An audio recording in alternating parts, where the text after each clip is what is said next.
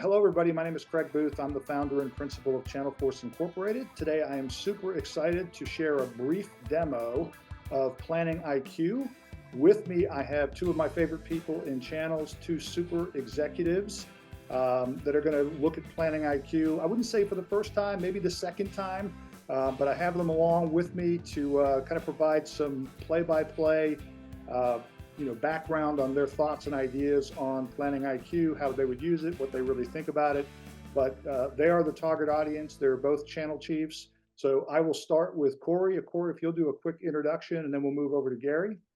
No, great. Thanks, Craig. I appreciate the opportunity to view the tool for the second or third time. I'm Corey Jonikin. I'm located in Atlanta. I've been a part of channel leadership for various different technology companies of Akamai, Palo Alto. I've also worked with some smaller organizations, Vector Solutions, most recently in a net tech company called GoGuardian based out of LA. So happy to be here and looking forward to seeing the advancements in the tool. All right. Hey, thank you. But by the way, Corey, you always sell yourself short.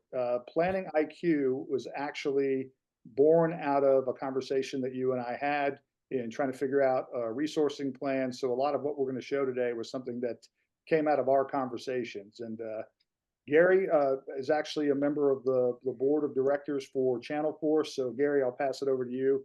But we're also longtime friends. So Yes, thanks, Craig. Gary Levy out of New York. For myself, I have a tenured history in channels, in direct sales, as well as building ecosystems. I've been a leader at both Avaya, Oracle, and most recently Alvaria. And it's been great to work not only with yourself, Craig, Corey, and others on these projects because it keeps us fresh as we evolve with how our customers want to be treated, how our partners want to be treated, and how our businesses that we work with want to bring all those together and keep focused on the channel motion. So looking forward to seeing the tool again. yeah, absolutely. Well, let's jump right in. We'll do a quick overview as we go here.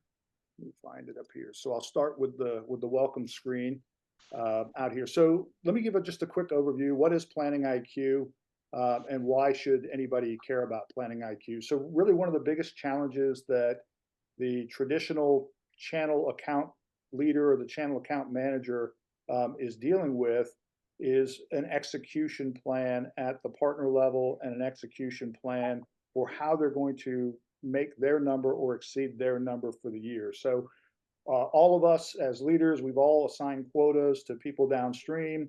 We've all assigned revenue goals to partners as part of our planning process. But even though we assign those numbers and we, downstream, nobody really has a good handle on what actually needs to happen in order to exceed those revenue goals. So the goal for Planning IQ is to actually create the revenue roadmap at the territory level and at the partner level that defines all the metrics, the sales metrics that we need to hit, defines the resourcing plan that we need to walk through. It will define the timeframes and the activities that we need to produce. And then at the partner level, it will do all those things. Plus, it will define the MDF plan that we need to go forward. So that's the goal for Planning IQ.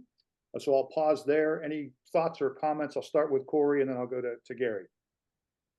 No comments at this time. All right, Gary, any thoughts? Same. Let's roll.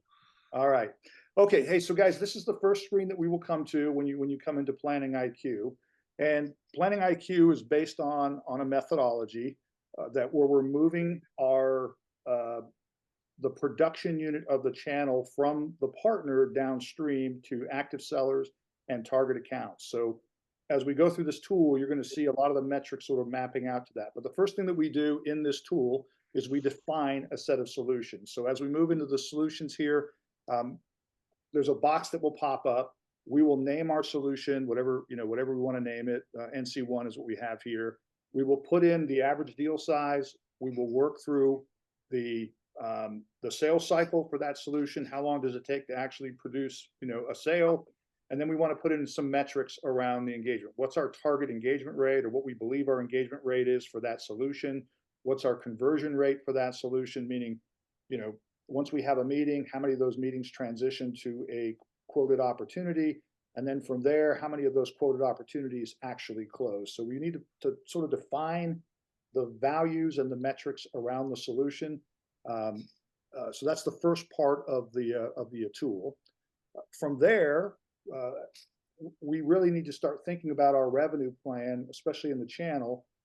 How many partners do I need, and what are the metrics behind the partner that we're going to assign into the revenue plan? So if you're a channel account manager or a channel leader and you got a $5 million number, we're going to start carving that number up and aligning revenue goals downstream to partners. And we just need to go out and start defining who those partners are. And it's the same thing. We're gonna define the partners around the partner name.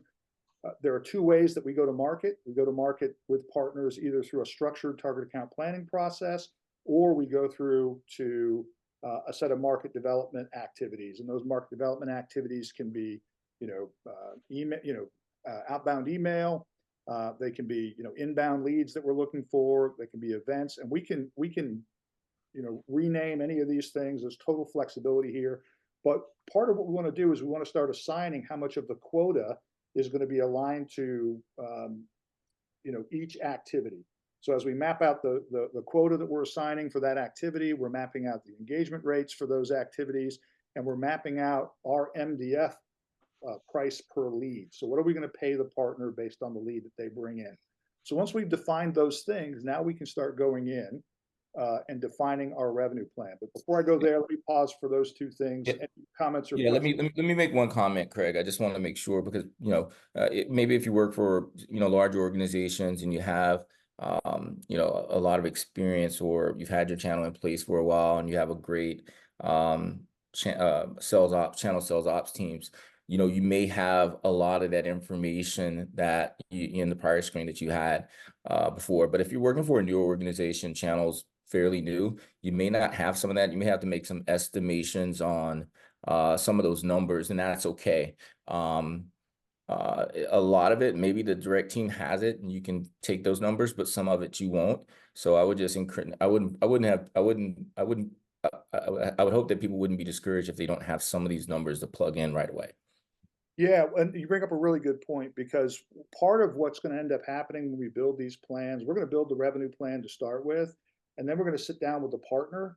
And as we start to assign the revenue, we're going to go back and tweak these plans. We're going to go back and tweak the numbers. So especially when we start getting into the number of active sellers, the number of target accounts, part of what we're doing in the partner planning side of it, I'll just go back in here, is we start to define how much of the overall revenue we're going to assign is going to be focused on target account planning versus market development. So right now, if I had a $300,000 number that I'm going to assign in the revenue plan to this partner, we're going to say 50% of this is we want 150,000 done through target account planning, and 150,000 done through market development activities. But that mix could be flipped based on the number of sellers that partner has. It may be that, the revenue target's too high because we only have 7 sellers in this partner. We're not going to be able to hit those numbers based on our math. So we want to turn around and make only 30% of this based on target account planning, and 70% based on market development activities. So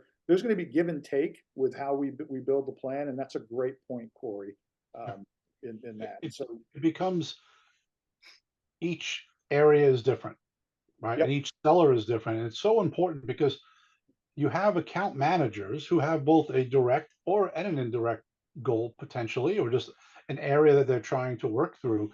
And those folks will build a partnership plan in their overall territory plan. And they typically don't know what they need, because they think, well, I've met 5 partners, so I should just sell with those partners. But this really helps them realize which partners they need, what the activity they need within the partnerships, and then what performance they're expecting in order to make their overall number. Otherwise, when they deliver their plan to their leadership, there'll be no validity to it. yeah, it's a lot of partner and pray. We assign the revenue, We know what we need to do. We just don't know how we're going to get there. And what this is going to do is we're going to help map out how we're going to get there. So let me move over to the next piece. So the next piece is really creating a revenue plan. So I'll just pull one up that I have. So we'll assign a revenue plan, name, and this could be a territory. It could be, the overall plan for the channel. And then we break out sub plans beneath this, or it could be an individual territory plan. So let's just assume this is a territory plan. That's $5 million worth of revenue that we're trying to generate. Part of the secret to building this tool, and part of what we do at Channel Force, is we need to have a structured prospecting process. And a lot of what I talk about is turning the channel into a production line. And the way that we do that is we have a standard prospecting process that we enable with our partners, and we get to define what that prospecting process is. So how many accounts do I want a partner seller prospecting in any one quarter? I get to define that.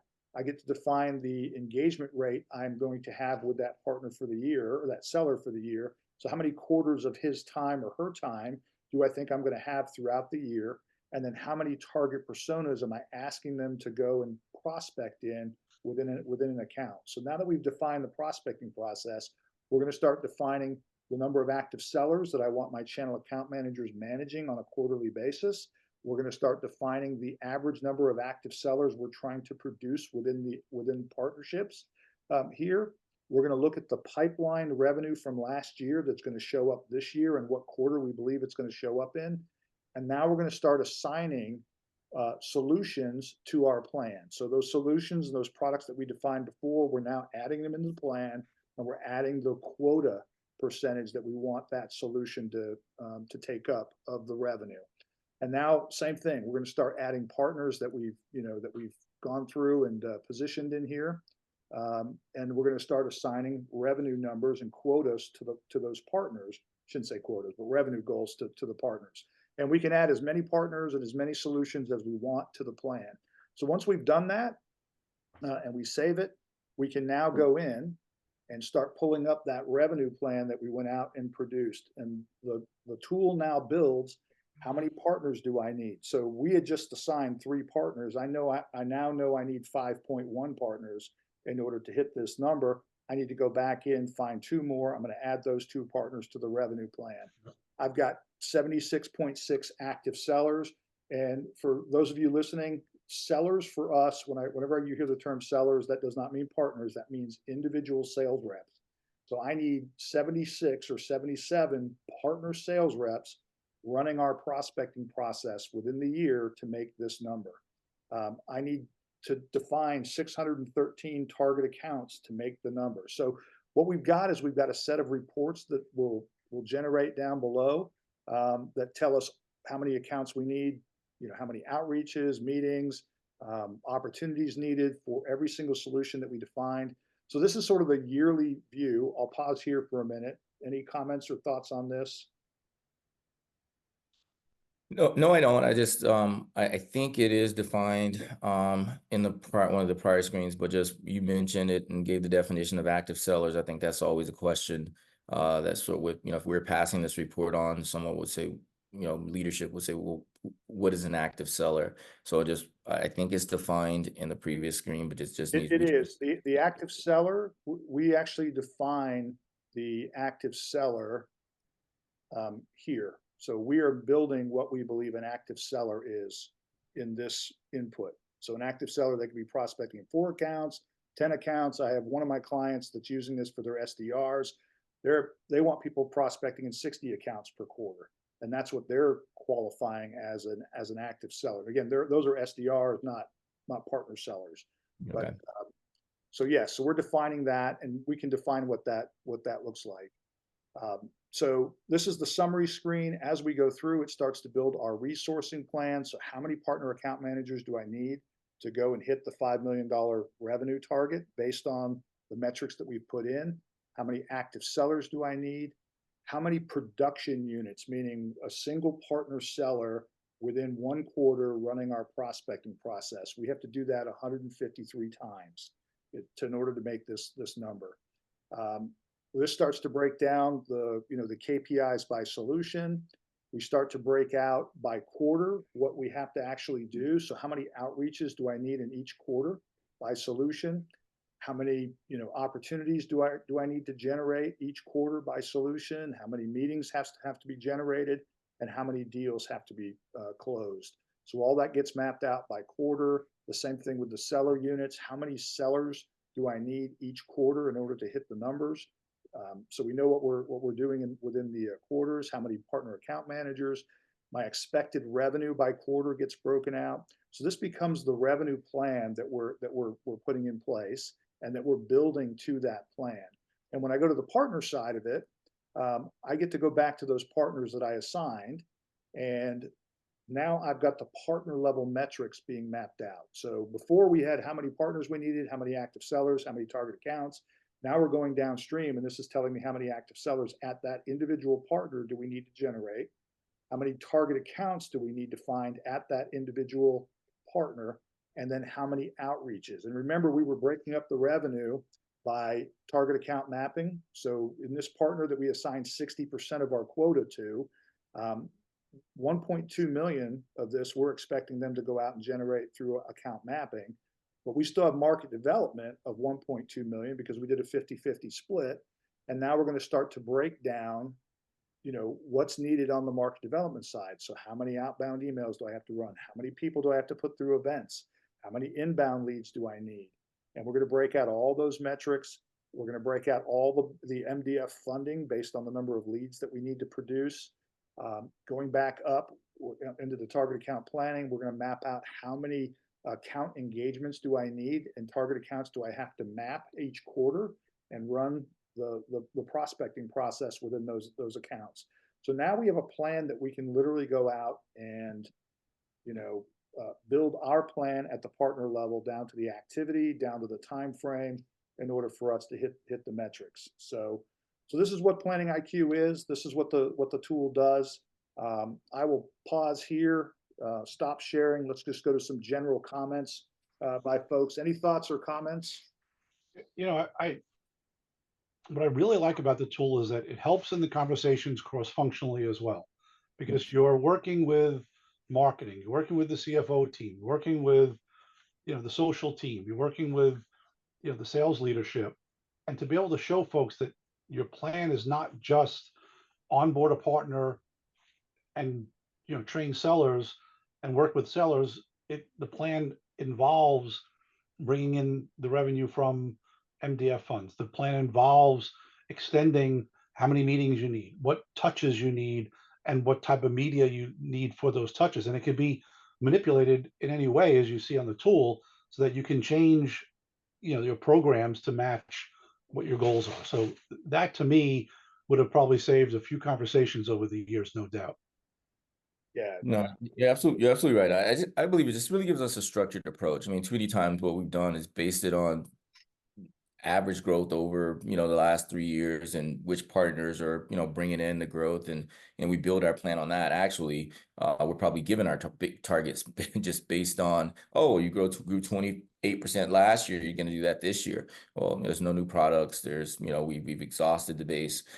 This is just a guesstimation of growth, and now maybe it's attainable, maybe it's really a target that's way too low. So I think this really starts to build a foundation, along with RevOps, for us to have a structured strategy and process of not only approaching the market to attain our targets, but knowing how we're going to approach those targets. So yeah, that's my opinion on this. Yeah. By the way, both great comments. I'll add a couple of other things to this. So the other thing that I think this does, it does two things that I think are really important for the channel. One, your channel account manager, all of your channel account managers that have a revenue roadmap plan now have KPIs that they are both working towards and measured against. And so I think we begin to bring everybody together under a common way that we go to market, under a common way that we look at success in the channel, and we're getting down to the details. So what it does now is it gives that channel account manager a very structured way for them to go out and, one, report back on a weekly basis their progress, Two, to go out and align the partner community around what we're doing. So now we're all speaking a common language rather than having every single channel account manager doing their own thing. And we're just sort of hoping that we end up with, revenue at the end that we're successful with. So that's the first thing. The second thing, and probably the most important thing, when we get down to measuring and figuring out how many active sellers and how many account engagements it actually takes to produce the revenue, and we start to look at building the production line process using sales plays and equipping people with the right messaging, and aligning back to a real economic buyer at an account that we're going to position this messaging with. That alone turns passive partners into active sellers. So we no longer have this sort of 80-20 rule where we have a whole bunch of partners that are sitting there doing nothing. No, we actually have a strategy, an execution strategy, a prospecting strategy that we're going to equip you with. And we're going to turn those passive partners and those passive sellers into people that are proactively generating engagement for the solution and for the co-sell. So that alone creates tremendous value in here. So I'll make one other quick comment, or let me stop there. Thoughts or comments on what I just said? No, I just one thing. Most of those passive partners are reactive. The other thing that you could do with the tool is really take their data and plug it in and say, hey, if you were very proactive and we went from 2 active partners, or not even active partners, just basing it on deals, look what revenue attainment we could have in your patch if we were just to do this. You could probably get an agreement moving forward by putting this together, because if they don't want to do it, or they know what is required to obtain whatever $1 million in revenue, and they're not willing to do it, then fine, that. But also they may be, hey, this is great. It's this easy to go for us to make $1 million in additional revenue of selling your solutions, and all we have to do is up it from 1 active partner to 4. To put that focus in place. So I think it could be used the other way around, of activating or getting partners engaged and saying, hey, this is attainable. This is all we have to do. We just have to put this amount of focus into it, and we could probably triple our revenue that we're generating with your organization. Yeah, it's a great point, because partners have choices. They have a lot of choices. Yes. And they want to work with organizations who are looking at the tools and the processes to help them, where you can bring forth sales plays, you bring forth the monitoring of those sales plays, the tweaking, the sample emails, the sample social posts, all those pieces that come together, in these packages are, so important as you engage with the client. So it's a fantastic point. Yeah, and by the way, you guys are jumping in front, or you're almost stealing my thunder in the terms of the next version of the tool. So we're not standing still. This is version 1.0 of Planning IQ. The next version, we're going to be adding services in at the partner level. So as we run the partner plans, we're going to be able to start showing, hey, here's the revenue, the $3 million or the $300,000 that we're targeting of our revenue, but it's going to produce $1.2 million worth of service revenue for you. And we're going to show you how to get there. So we're going to start really building the tool out with ROI calculators for the channel, for the partner, showing them how to align their service value in. So it's going to become more comprehensive around a collaboration of the partner and the vendor, as opposed to sort of a vendor plan right now. So you'll see those kind of tweaks coming out in the next really 90 to 120 days. So we're in process sort of building that stuff out right now. Sounds great. And then the final thing that I would add on my end, every tool, it's, whatever the data we put in is what's going to come out. This is just pure math in the background that's producing this. So if we put in bad data, we get bad revenue plans and plans that we're not going to hit. And even if we build the best revenue plan in the world, the tool is a plus or minus 10%. So nobody is ever going to hit the plan exactly. It's impossible. We have too many variables that fit in there, but we should get pretty close. And it will certainly align people to what we need them to go out and do. So so that's my sort of final comment on that. So I'll let you guys finish up some comments, and then I'll give people kind of a close at the end here. So general thoughts and ideas. Corey, we'll start with you, and then we'll go to Gary. No, I'm happy to see the progression of the tool. Again, I know it's so funny to say this, but I saw this as an infant when it was a spreadsheet and we were playing with it to see how far you've come with this. I think it's great. I think like you said, a tool is as good as what we use it for and what we put into it.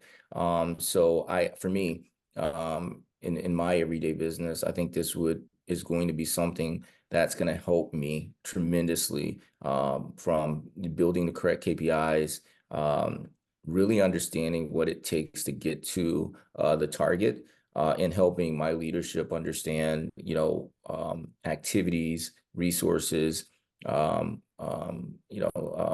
funding required to get to, my number for me to be successful. So I think it's good. I think continuing to progress with this tool and adding the different things that you mentioned is going to help, because I was just thinking about when I worked for another organization and they were trying to figure out how do we sell services, and I can sell services right through the channel. Just give me the right enablement plan to do it, and we can sell services. So happy to see where it's at today, and looking forward to you continuing to improve on the tool. That sounds great. Gary? Yeah, this is so relevant to all different types of ecosystem partners, right? Whether it's an MSP, a VAR, an SP, an SI, whatever it may be, because everybody wants to see the activity and the return on interaction. Right? Without the Yep. interactions, they will not be able to get forth in their strategy. And I really like the fact that you're able to specifically define what needs to be done. You'll enable those folks, then you're managing those folks within your tools, Craig, and you really bring a great perspective to the sales acceleration conversation. And have found it useful in many of my companies. So thank you. Yeah, no issues. All right. Hey, so for anybody that has been listening, first and foremost, Gary and Corey, thank you guys so much. Love you guys both. Love your perspective on everything. For anybody that's listening to this podcast, if you want a demo or want to trial the tool, you want a couple of free revenue plans, reach out. This is all about, really what's in it for you guys, not about us over here. We want to be good partners to people. We want you to feel really good about what you would be getting from Channel Force and from the Planning IQ. So no commitment to buy anything. We're more than happy to show you what we've got. And when we do start to get into pricing, if it's something that you want to buy, it's very super reasonable. But I think you'll get a lot of value out of how this tool will revolutionize your go-to-market. So I'll leave it there. Reach out to me. You can schedule a meeting with me at my website, www.channel-force.com, and look forward to connecting with you guys. Thank you guys so much. Okay.